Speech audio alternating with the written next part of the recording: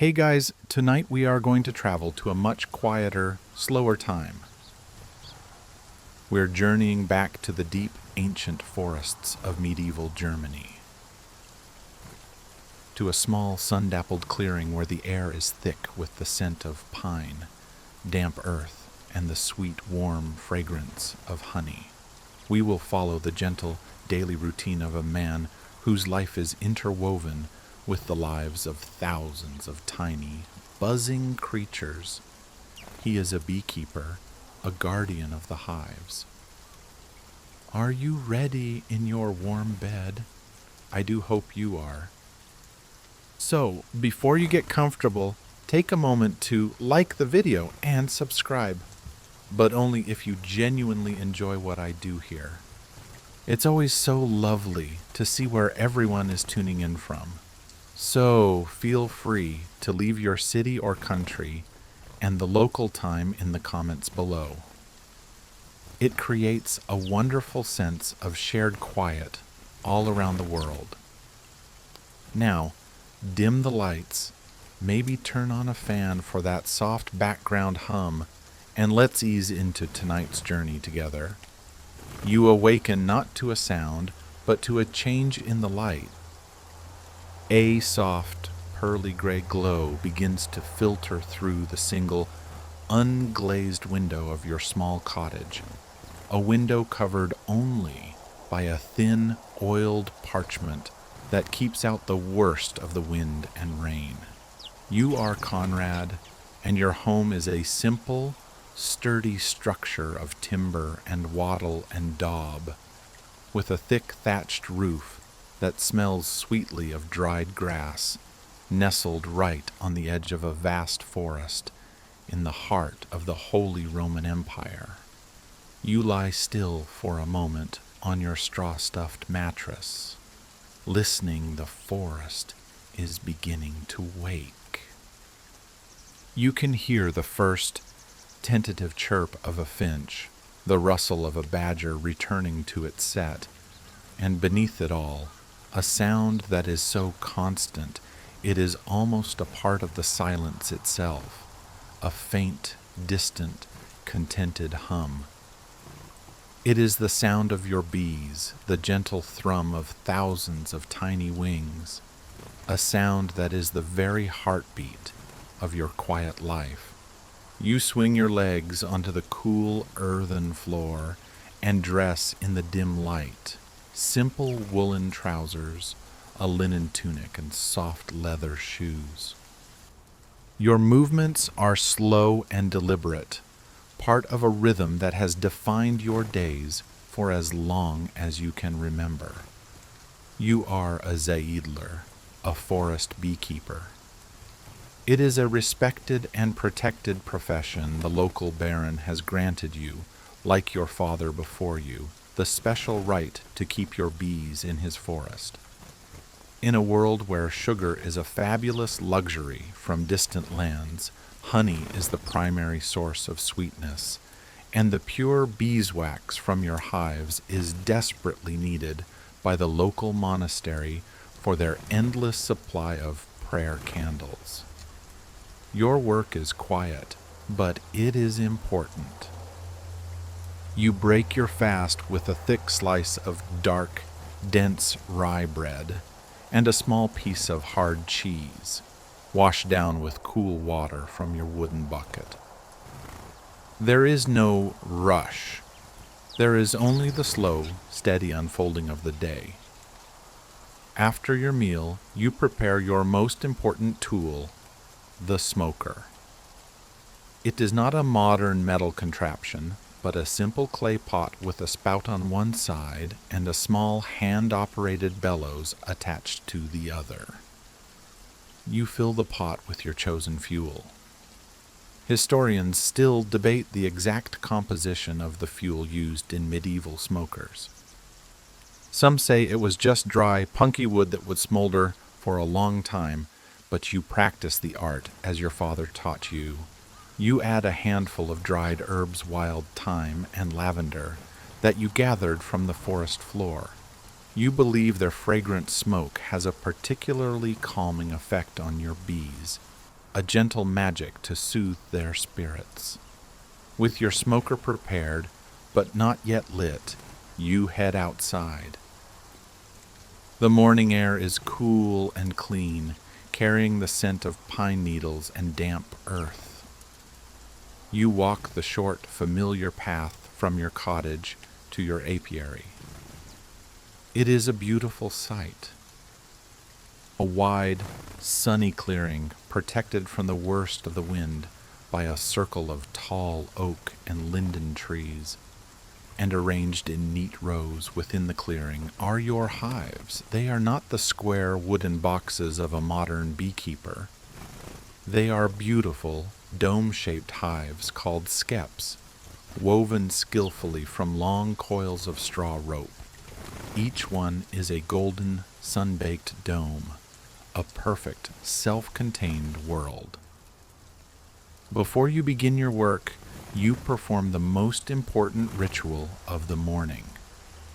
You walk to the first row of skeps and you speak to them. You speak in a low, calm, murmuring voice. This is the tradition of telling the bees. It is a practice rooted in a deep respect, a belief that the bees are not just livestock, but members of your extended household. You must keep them informed of all the important news, or they might become unhappy and fly away. So you tell them about your peaceful night's sleep. You tell them that the day looks fair, and that the clover in the nearby meadow is in full bloom. You wish them a good day of foraging. It is a quiet conversation, a greeting between a guardian and his charges. Only then do you light the fuel in your smoker. You use a flint and steel, catching a spark in a piece of dry tinder. You gently blow on it until the punky wood and herbs begin to smolder, not burn. You work the small bellows, and a stream of cool, fragrant gray smoke puffs from the spout. You approach the first hive, your movements slow and deliberate, radiating a calm that you hope the bees will sense. You are not here to steal from them or to harm them. You are simply checking on their well-being. You gently puff a small cloud of smoke near the entrance at the base of the skep. The smoke works a kind of magic. It doesn't incapacitate the bees. It simply masks their alarm pheromones, the chemical signals they use to warn each other of danger. Without these signals, a sense of calm confusion settles over the hive. The guards at the entrance become less aggressive, and the colony's focus turns inward. You kneel down beside the skep, your ear close to the woven straw. You listen. A healthy hive has a particular sound, a steady, contented, business-like hum.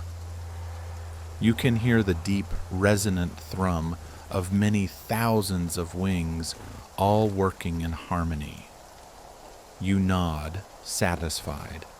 You watch the entrance. You see the foragers flying out with purpose, and others returning, their back legs heavy with precious, bright yellow pollen. You see the undertaker bees dragging out the bodies of those who died during the night, keeping the hive spotlessly clean. Everything looks normal. The colony is strong and healthy. You move from skep to skep, repeating the gentle ritual. A soft puff of smoke, a moment of quiet listening, a careful observation of the entrance. It is a slow, meditative process. You are like a doctor, making his rounds, checking on the pulse and breath of each of your patients. You know the character of each hive. The one on the end is always a little more feisty, its guards quicker to challenge you. The one near the old oak tree is your calmest, most productive colony. its hum a deep and steady bass note in the apiary's symphony. As you check on one of the older skeps, one your own father wove years ago, your trained eye catches a small imperfection. Near the base, a few of the straw coils have begun to fray, coming slightly undone. It is not a serious problem yet, but if left untended, the hole could grow, allowing rain or predators like mice to enter the hive. You make a mental note. That will be your main task for the afternoon. To mend the old skep, to shore up the walls of their home. You finish your morning rounds, satisfied that all is well. You stand in the center of the clearing, surrounded by your golden straw domes. The sun is warmer now, filtering down through the leaves of the great trees. The air is alive with the sound of your bees, a gentle, pulsing hum that is the sound of work, of community, of life itself. You are their keeper, their guardian, their partner in the sweet, quiet work of making honey. The day has begun peacefully, and all is right in your small humming kingdom.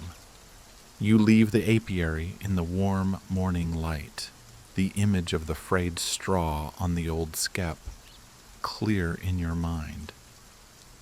It is a small flaw, but your work is to prevent small flaws from becoming large ones. The bees have entrusted their home to you, and you will not fail them. You return to your small, quiet cottage, not with a sense of urgency, but with a feeling of quiet purpose. An afternoon of patient craft awaits you. First, you must gather your materials. Behind your cottage stands a small, lean-to shed, its roof covered in thick turf to keep the interior dry. This is your storeroom, and it smells wonderfully of dry wood, earth, and grass. From a neat stack in the corner, you select a bundle of rye straw. This is not just any straw. You save only the longest, cleanest, most golden stalks from the harvest. Specifically for this purpose, rye straw is prized for its strength and flexibility, perfect for the intricate work of weaving and mending a skep. Next, you need your thread. You go to a large wooden barrel of water that sits beside your cottage door and retrieve a coil of what looks like thin, dark strips of wood. It is the inner bark of a willow tree, which you carefully peeled and prepared last spring. You've been soaking it for 2 days to make it soft and pliable, strong enough to bind the straw, but gentle enough not to cut it. You run a strip of the wet bark through your fingers. It feels smooth and cool like damp leather. Finally, you gather your tools. Archaeologists who study medieval crafts still debate the exact design of the tools used for skep making and mending. Some surviving examples suggest specialized iron needles, but your tools are simpler, the kind a man of the forest would make for himself. You have a small, sharp knife for trimming the straw, and your needle, your most prized tool. It is a long, slender piece of deer bone, polished smooth by years of use, with a hole carefully drilled in the blunt end. It was your father's needle and his father's before him. It feels warm and familiar in your hand, a connection to your ancestors in this ancient craft. With your straw, your willow bark thread, and your tools, you return to the sun-dappled clearing. You do not go directly to the damaged hive, as that would disrupt the constant stream of foragers coming and going. Instead, you place your small wooden stool a respectful distance away, in a spot where your shadow will not fall across the entrance. You sit down and arrange your materials beside you, creating a small temporary outdoor workshop.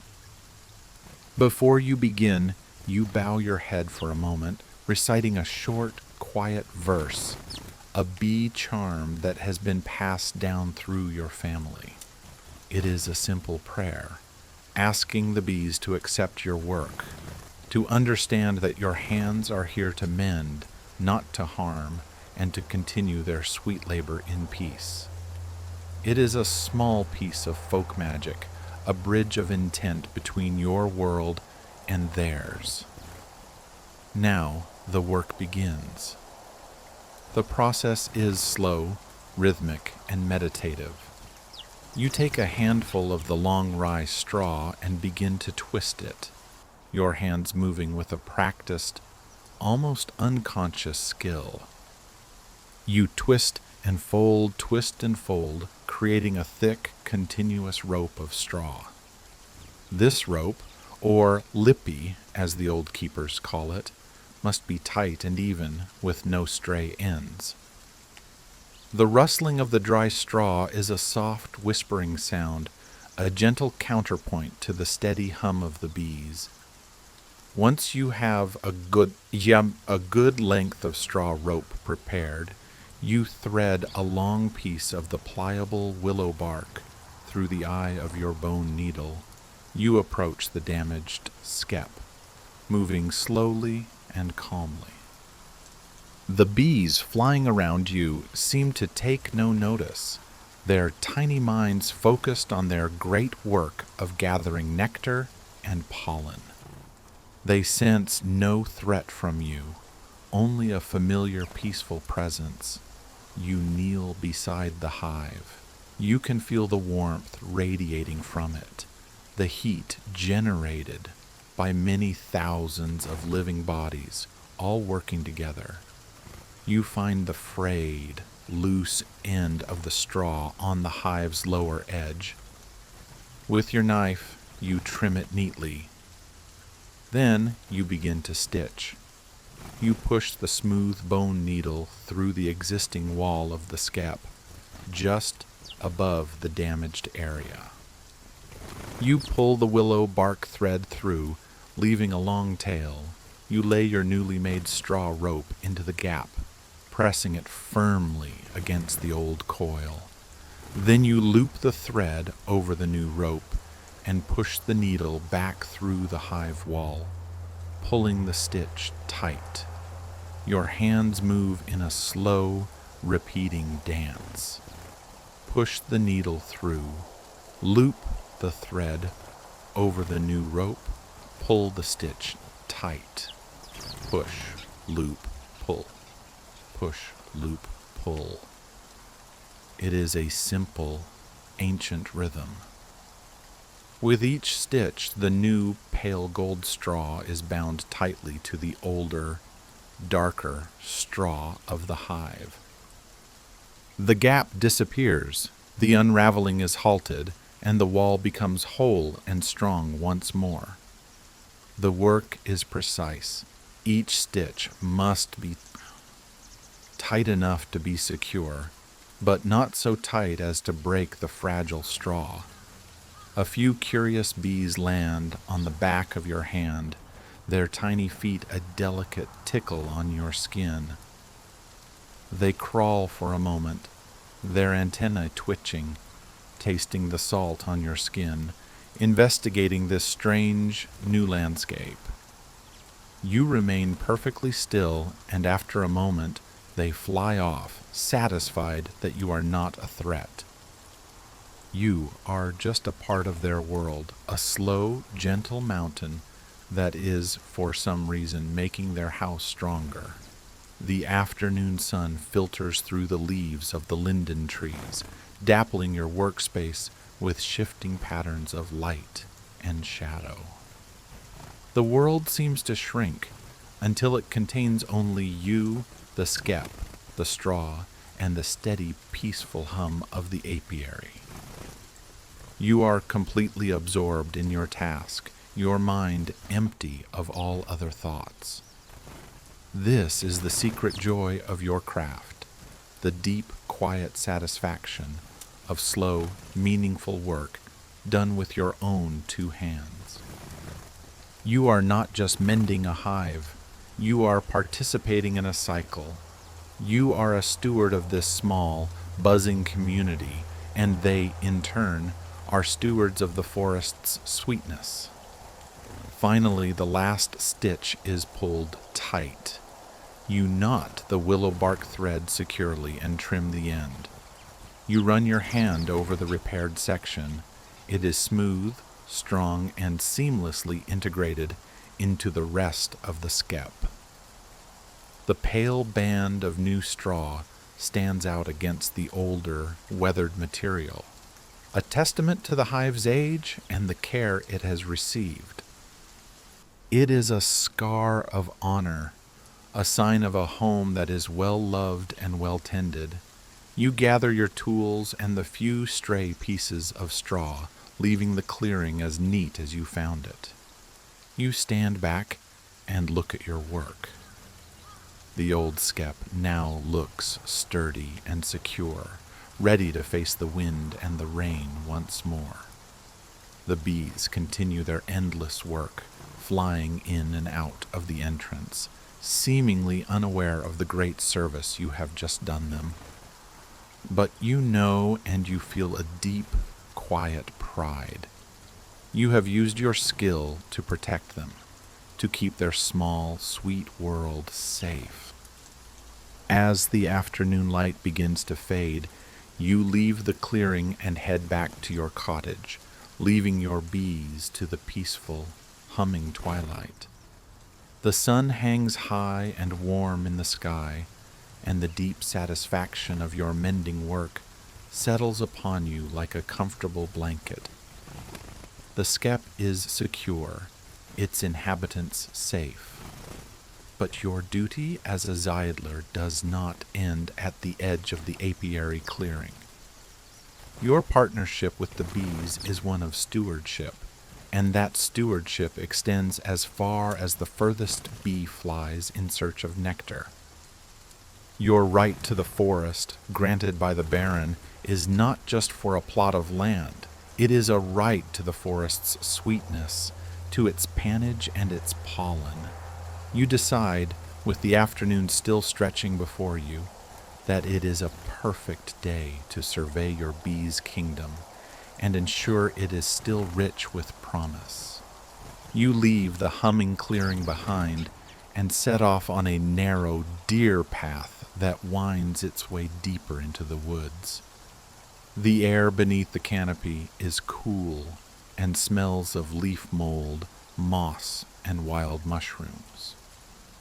Light filters down in shifting, dappled patterns, painting the forest floor in shades of green and gold. You walk with a slow, easy gait, your eyes and ears open, reading the landscape as a scholar reads a book. Every bent twig, every bird song, every track in the soft earth tells a story. Botanical historians still debate the exact composition and biodiversity of a typical medieval German forest. Some imagine the dark, dense, tangled woods of fairy tales, while others argue for a more managed landscape of coppiced trees and open, park-like clearings. Your forest is a mixture of both. There are ancient, gnarled oaks so old that their branches seem to hold up the sky, their trunks thick with moss. But there are also wide, sunny glades and meadows where the forest breathes and new life can flourish. Your first destination is a stand of great linden trees, a short walk from your apiary. In early summer, these trees are the bees' greatest treasure. Their small, pale, intensely fragrant flowers produce a nectar that makes a light, almost magical honey. You reach the trees and look up into their branches. The blossoms are still there, but they are fading, their scent growing faint on the breeze. You see your bees still working among them, but their movements are less frantic now. The great linden nectar flow is coming to an end for the year. This confirms your mission. The bees will need new pastures, new sources of sweetness to carry them through the rest of the summer. You continue your walk, moving away from the dense woods and toward the open meadows that fringe the forest. As you walk, you notice the different plants along the path, your mind cataloging them not just by name, but by their properties. Your mother was skilled in the use of herbs, and she taught you the basics of humoral theory. The ancient belief that health is governed by a balance of 4 essential humors. This philosophy extended to plants. You see the wild thyme growing on a sunny bank and think of its warm and dry properties, how the honey made from it is good for a winter cough. You pass a patch of cool, damp mint growing by a small stream and think of its cool and moist nature, how it soothes an upset stomach. To you, honey is not just one thing. It is a liquid library of the forest's virtues.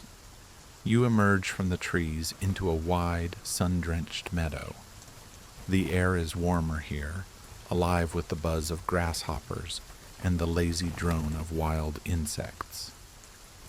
The meadow is a tapestry of tall grasses and wildflowers, swaying gently in the breeze. This is the bees' great dining hall. You walk through the knee-high grass, your eyes scanning the ground, looking for one specific sign of bounty, and then you find it. At the far end of the meadow, where the land slopes gently upwards, is a vast, thriving patch of wild clover. There are 2 kinds growing intermingled, the small white clover, humble and low to the ground, and the tall, proud red clover, its magenta blossoms held high, like tiny regal crowns. You kneel down and run your hand over the flower heads. They are teeming with life. You can see your own honeybees, distinguishable from the larger, fuzzier wild bumblebees, moving diligently from one blossom to the next. They are already here. They have already found this treasure. But seeing the sheer size and health of the clover patch reassures you. It is vast enough to sustain them for weeks to come. The honey they produce from this will be sweet, mild, and pale gold, a perfect taste of high summer. According to the old theories, it is a cool and cleansing honey, a perfect balance to the warmer honey from the forest herbs. You find a comfortable spot under the shade of a lone hawthorn tree at the edge of the meadow, and you simply sit for a while. You watch the bees at their work. There is no frantic haste, only a serene, focused industry. Each bee lands gently on a blossom, sips its nectar, collects its pollen, and moves on to the next. It is a slow, graceful dance of pollination, a perfect partnership between the plant and the insect, a partnership that you are also a part of as their guardian. A young doe and her fawn step cautiously from the edge of the woods, their large dark eyes watching you.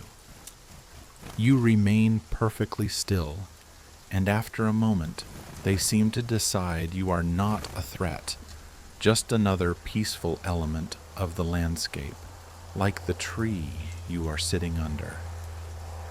They begin to graze on the sweet grass, their movements elegant and silent, high above. A hawk circles on a thermal, a silent feathered comma in the vast blue sentence of the sky. A deep sense of peace settles over you. Here, in this sun-warmed meadow, surrounded by the quiet hum of life, you feel the intricate connections of the world. The health of the soil, the clover, the bees, the deer, and yourself. It is all one single interwoven story. Your work of mending the skep this morning was not just a chore. It was an act of preserving this balance. After a long while, the sun begins to dip lower in the sky, and you know it is time to head back. You stand up, stretching your limbs, and take one last look at the magnificent patch of clover. You carry a mental map of this place back with you, a treasure more valuable than any gold. You have secured your bees' home, and now you have confirmed the richness of their larder. You have done all a good shepherd can do for his flock. You walk back through the forest as the afternoon light turns to a soft, burnished yield. The woods are quieter now, settling into the gentle rhythm of evening. When you arrive back at your cottage, the first thing you do is walk to the apiary. You stand at the edge of the clearing and listen to the hum of the hives. It sounds to your ears even deeper and more contented than it did this morning. Perhaps they know, perhaps they can sense your quiet satisfaction, your peace of mind. Or perhaps they are just happy, their tiny bodies full of the sweet nectar of the wild clover. Several weeks have passed since your walk through the forest. The sun of high summer has beaten down, and the vast fields of clover have given their sweet, fragrant all to your bees. You can sense a change in the apiary. The hum from the hives seems deeper, more resonant. The skeps themselves feel heavier when you gently test their weight, solidly anchored to their wooden stands. The bees' activity at the entrances has the frantic, purposeful energy of a colony whose home is filled to bursting with treasure. The time has come, the time for the gentle harvest. You do not approach this task with the grasping hands of a plunderer, but with the careful consideration of a partner in a shared enterprise. You will not take from all the hives, only from your strongest and calmest colony, the one near the old oak tree, the one whose steady hum has been a comfort to you all season. You know they are excellent foragers and will have produced more than enough to share. Even then, you will adhere to the unwritten law of all good Zeidlers. You will take only the beekeeper's portion, leaving the bees' portion, the vast majority for the colony to feast on during the long, cold winter to come. To take too much is an act of greed that the bees and fate would not forgive. You choose a warm, still afternoon when most of the foragers are out in the fields, and the hive is relatively calm.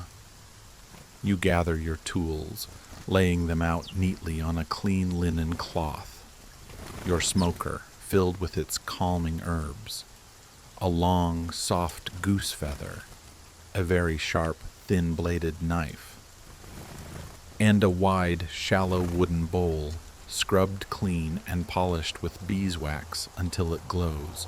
You also bring an empty skep, one you wove last winter, its new straw smelling sweet and grassy.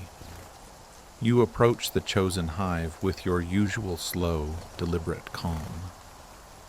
A gentle puff of smoke at the entrance signals your intent, a polite knock on their door. After a few moments, you gently lift the heavy skep from its stand. It is teeming with life, and its weight is a testament to the bee's diligent work. Now, you begin the delicate process known as driving.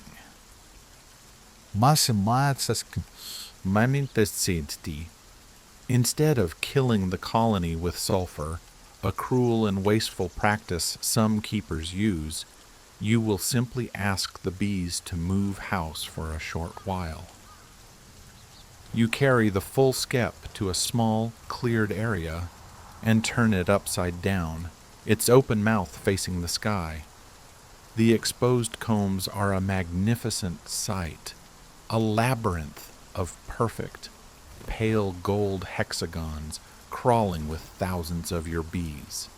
You then take the empty skep and place it directly on top, so the two open mouths are pressed together, creating a dark, enclosed, two-storied space. With the hives secured, you begin to drum. You don't use sticks, just the palms of your hands. You tap a steady rhythmic beat on the sides of the lower, full hive. Thump, thump, thump, thump, thump, thump. The sound is not loud or violent, just a persistent, resonant drumming that vibrates through the woven straw. Bees are creatures of darkness and quiet. They dislike the vibration and the disturbance. Seeking to escape it, they do what their instincts tell them to do. They move upwards, towards the dark, quiet, empty space you have provided. The process is slow, and it requires immense patience. You sit on your small stool, drumming your steady rhythm for what seems like a very long time. You can hear the hum inside the hive change, the pitch rising with the activity. And then you see the first bees appear at the top, climbing out of their home and into the new, empty one. Soon, a trickle becomes a stream, a living river of thousands of bees marching steadily upwards, away from the vibration. You watch for the queen. She is larger than the others, her abdomen longer. Once you see her safely make the journey into the top skep, you know the rest of the colony will follow. When the hum in the lower hive has subsided to a mere whisper, you know the driving is complete.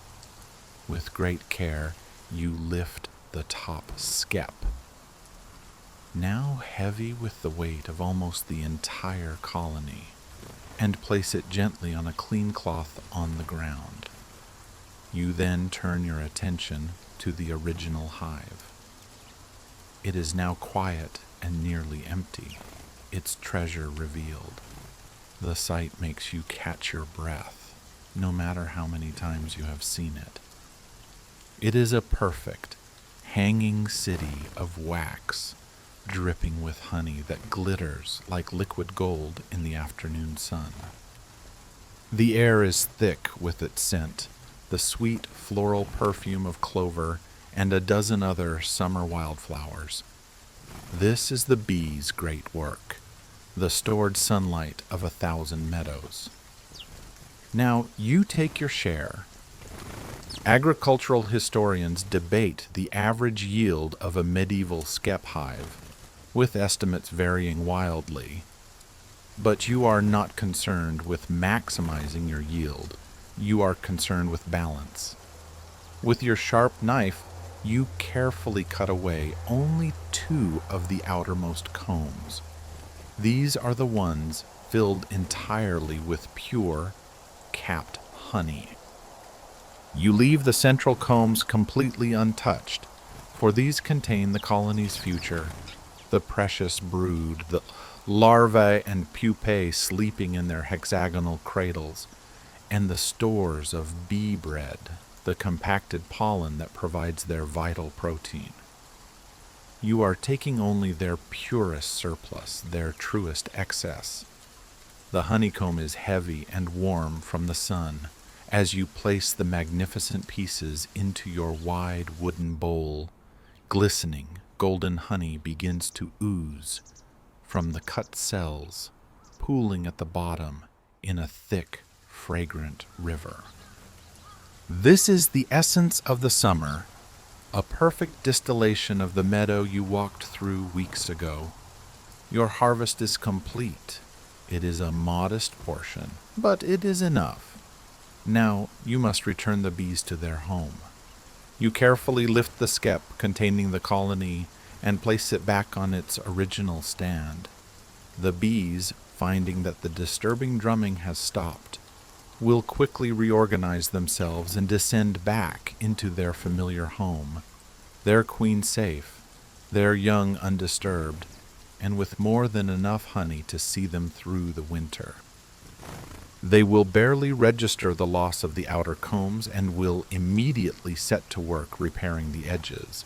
You stand back and watch for a few moments as the hive's normal activity resumes. The guards take up their posts at the entrance. The foragers return, their legs laden with new pollen, and disappear inside.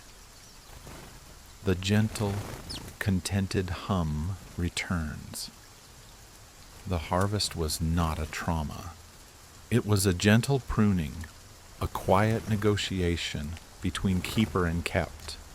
You carry your precious bowl of honeycomb back to your cottage. The weight is satisfying in your arms, and the sweet floral scent is intoxicating. You have taken your small share of the season's bounty, and you have done so with respect and care. As the sun begins to slant towards the horizon, you look back at the apiary. Your bees are safe. Their home is secure. Their larder is full. And your own small larder is about to become a little bit sweeter. You feel a deep, abiding gratitude for these small, winged partners in your quiet, gentle life. You carry the wide wooden bowl into your cottage, its weight a dense, satisfying presence in your arms. The air inside your home immediately changes, filled with the intoxicatingly sweet floral perfume of raw honeycomb. The harvest from the meadow is now inside your four walls, a treasure of stored sunlight and summer blossoms waiting to be processed. The work of the bees is done for now.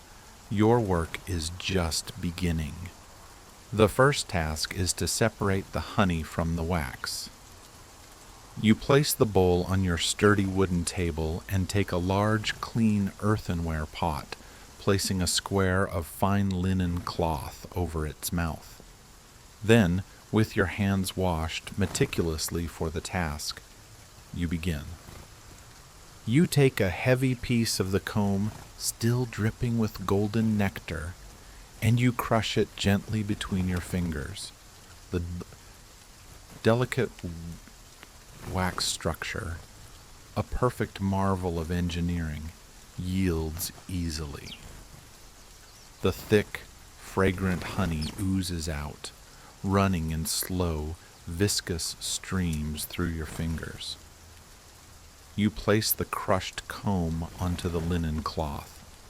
You repeat this process with all the honeycomb from the bowl.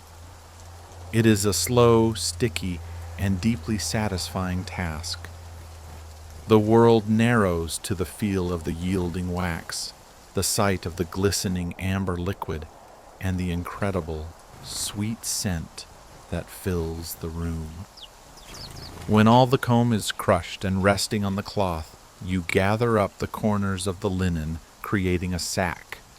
You tie it with a piece of twine and hang it from a hook on a ceiling beam, with the earthenware pot positioned beneath it. For the rest of the afternoon, the honey will drain. A slow, patient process. A thick, golden thread of pure honey stretches from the bottom of the linen sack and coils into the pot below, drip, drip, drip. Each drop is a testament to 1,000 journeys, 1,000 flowers visited by your diligent partners. While the honey drains, you turn your attention to the future.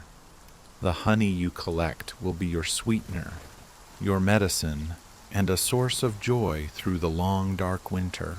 You retrieve several smaller clay jars from a shelf, jars you prepared weeks ago by scrubbing them with sand and scalding them with boiling water. Later, when the pot is full, you will pour the honey into these jars and seal each one with the disc of hard beeswax, locking away the taste of summer. But honey is only one half of the harvest's bounty. The other half, the crushed wax left behind in the linen sack, is in some ways even more valuable. It is your currency, your link to the wider world. Specifically, it is your trade good for the monks at the St. Alban Monastery, a 2-day walk from your forest home. The church, with its thousands of daily prayers and services, is the largest consumer of candles in the land. And for their most sacred rituals, only the purest beeswax will do. The light from a beeswax candle burns clear and bright with a sweet holy scent, unlike the smoky, sputtering light from tallow or animal fat. The rule of Saint Benedict, which governs the lives of the monks, emphasizes purity in all things, and they believe the light that illuminates their sacred texts and illuminates their prayers must be as pure as the bees who created the wax. You are their trusted supplier. Economic historians of the period still debate the exact in-kind exchange rates between commodities like honey, wax, and grain. But you have a long-standing arrangement with Brother Michael, the monastery's cellarer. For a certain weight of your pure, clean beeswax, he will trade you a sack of fine wheat flour, a block of salt, a new blade for your axe, or other goods you cannot make yourself. Your wax is your gold. To prepare it, you must first render it, separating the pure wax from the last sticky remnants of honey and any other impurities. You take the now drained crushed comb from the linen sack and place it into a large iron cauldron filled with clean rainwater. You hang the cauldron on its hook over your hearth and build up the fire beneath it. As the water heats, a wonderful transformation begins. The crushed comb begins to soften and melt. The sweet smell of honey mixes with the unique, warm, and deeply comforting scent of melting beeswax. You stir the mixture gently with a long wooden paddle. The impurities stray bits of pollen, dust, or propolis sink to the bottom of the cauldron. The last of the honey dissolves into the water, and the pure golden beeswax, being lighter than water, melts and rises to the top, forming a shimmering liquid layer. You keep the fire low and steady, letting the mixture simmer gently for a long time, ensuring every last drop of precious wax has been rendered. The cottage is now filled with the warm, honeyed perfume of your work. It is a scent of peace, of craft, of the quiet alchemy you are performing. When you are satisfied that the rendering is complete, you carefully swing the heavy cauldron off the fire and let it begin to cool. As it cools, the liquid wax on the surface solidifies into a single, large, round cake. The honeyed water beneath will be saved. It is a weak, sweet liquid that can be used for baking or brewing a simple drink. Nothing is wasted. You lift the great, solid disk of cooled wax from the cauldron. It is a rough, uneven cake, its bottom side still holding some debris. This is only the first stage. For the monastery, the wax must be perfect. You break the large cake into smaller pieces and place them in a second, smaller pot, this time with no water. You place this pot in the hot embers at the edge of the fire, and the wax melts again, this time into a pure, translucent liquid gold. Now, you are ready for the final step. You take out your wooden molds. They are carved from smooth, dark oak, a set of shallow, circular dishes. One of them has a simple, stylized bee carved into its base. You arrange them on the table, and with a steady hand, you ladle the hot liquid wax into each one. The golden liquid fills the molds perfectly, its surface smooth and glossy like a still forest pond. You leave the molds to cool, a slow process that takes hours. You watch as the translucent liquid slowly turns opaque, the color shifting from a deep gold to a soft, creamy, buttery yellow. The surface hardens, and the sweet smell of the warm wax fills the air one last time. Once they are completely cool and hard, you turn the molds over. The cakes of pure beeswax pop out, smooth and perfect. The one from the special mold bears the faint, lovely impression of a single bee on its surface. You hold a cake in your hand. It is smooth, dense, and fragrant. You have turned the architecture of the hive, the byproduct of the honey harvest, into a valuable commodity. You stack the finished cakes carefully, wrapping them in a clean linen cloth. This is your wealth. This is your connection to the world beyond the forest. As you sit in the quiet of your cottage, the hearth fire burning low, you feel a deep sense of accomplishment. The jars of honey are sealed and waiting. The cakes of wax are stacked and ready for your journey. The generous bounty of the summer has been secured. The days grow shorter. The brilliant hot sun of summer has mellowed into a soft, golden autumn light that slants through the trees, casting long shadows across the forest floor. The air, once thick with the scent of blossoms, now carries the crisp, clean, earthy smell of fallen leaves and cool, damp soil. The great, vibrant hum of the apiary has faded. The frantic foraging is over. Your bees, their summer's work complete, now spend their days deep inside their straw skeps, clustered together in a tight living ball for warmth, feeding on the honey they so diligently gathered. Your journey to the monastery of St. Alban was a success. The monks were pleased with the purity and fragrance of your beeswax cakes, and Brother Michael, the cellarer, was generous in his trade. Your small storeroom now holds a sack of finely milled wheat flour, a heavy block of salt, a new whetstone, and a small roll of precious iron wire. The fruits of your bees' labor have been transformed into security for the coming winter. You feel a deep, quiet contentment.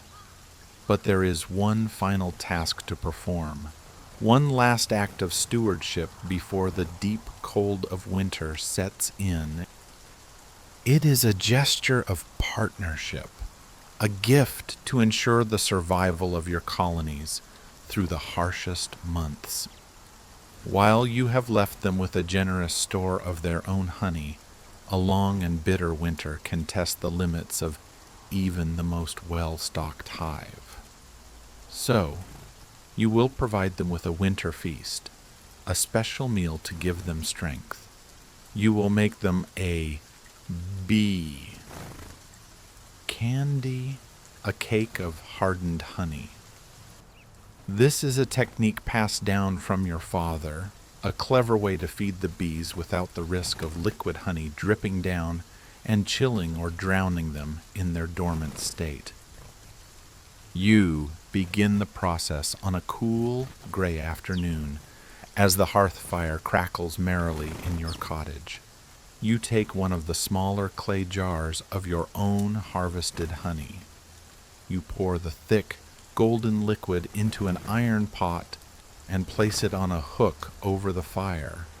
But far from the hottest part of the flames, you must warm the honey, not boil it. Overheating would spoil its delicate properties and make it harmful to the bees. As the honey warms and becomes more fluid, you add your final ingredients. Medievalists and culinary historians still debate the precise recipes of these old herbal concoctions, but your family has always added a small handful of finely ground dried herbs to the winter feed. You stir in a spoonful of dried yarrow and chamomile flowers, herbs you gathered and dried earlier in the year. Folk wisdom holds that these herbs help keep the bees healthy, warding off sickness during the damp, cold months when they are confined to the hive. You stir the fragrant, warming honey with a wooden spoon, the sweet scent mingling with the wood smoke from the fire. Once the herbs are fully mixed and the honey is warmed through, you take the pot from the fire. Now comes the crucial step. You must let it cool slightly, and then you must beat it. You stir and whip the honey with your spoon, a steady, continuous motion. As it cools, the texture begins to change. The clear, golden liquid slowly turns opaque and thickens, transforming into a creamy, pale paste, as the sugar begins to crystallize. When it reaches the consistency of a thick porridge, you pour the mixture into shallow wooden trays you have lined with clean leaves. You spread it evenly, creating a flat cake about the thickness of your thumb. You leave the trays on a cool stone slab to harden. Over the next day, the soft paste will solidify into a firm, solid candy, a block of pure energy for your bees. On a cold, crisp morning near the end of autumn, around the time the village priest speaks of Martinmas and the final preparations for winter, you decide the time is right. You wrap the hardened cakes of bee candy in a cloth and walk out to the apiary. The clearing is profoundly quiet. There is no buzzing, no frantic activity at the entrances to the skeps.